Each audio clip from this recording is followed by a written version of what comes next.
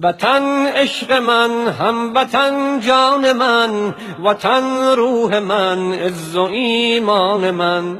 وطن عشق من، هموطن جان من، وطن روح من، عز و ایمان من.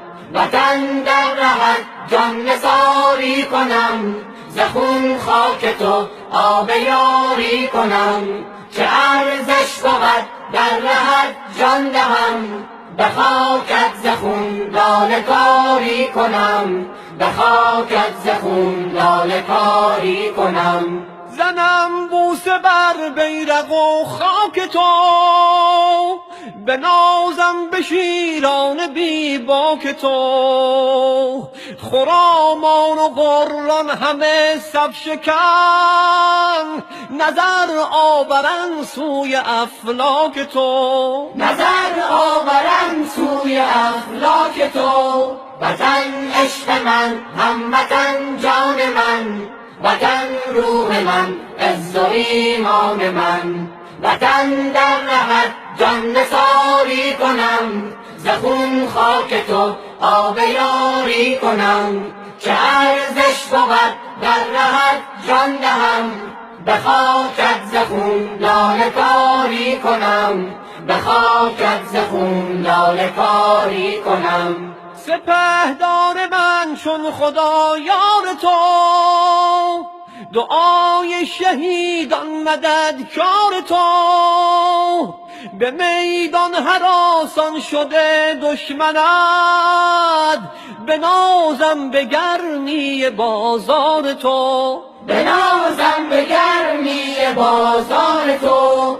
وطن عشق من، هموطن جان من، وطن روح من، عز و ایمان من. وطن در رهت جان نثاری کنم، ز خون خاک تو آب یاری کنم. چه ارزش بود در رهت جان دهم، به خاکت ز خون لاله کاری کنم، به خاکت ز خون لاله کاری کنم.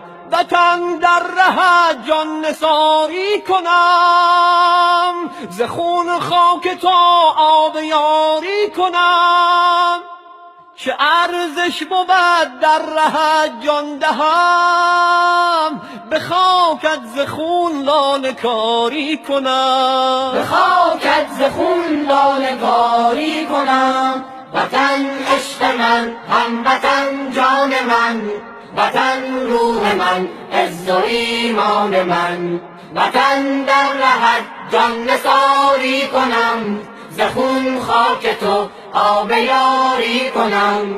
چه ارزش بود در رهت جان دهم، به خاکت ز خون لاله کاری کنم، به خاکت ز خون لاله کاری کنم.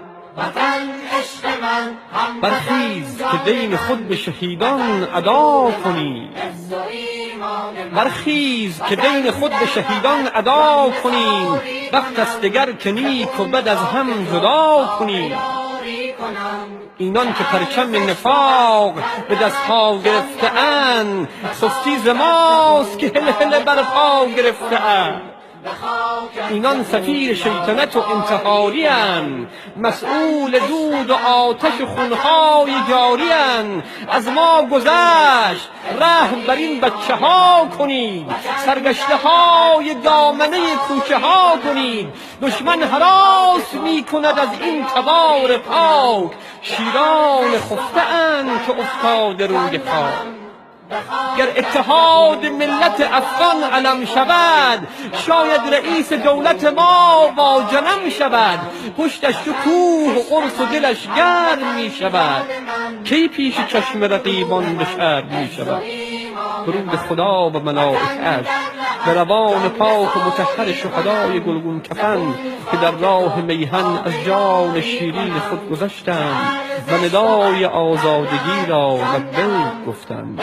زنده باد وطن، زنده باد افغانستان. ز خون لاله کاری کنم.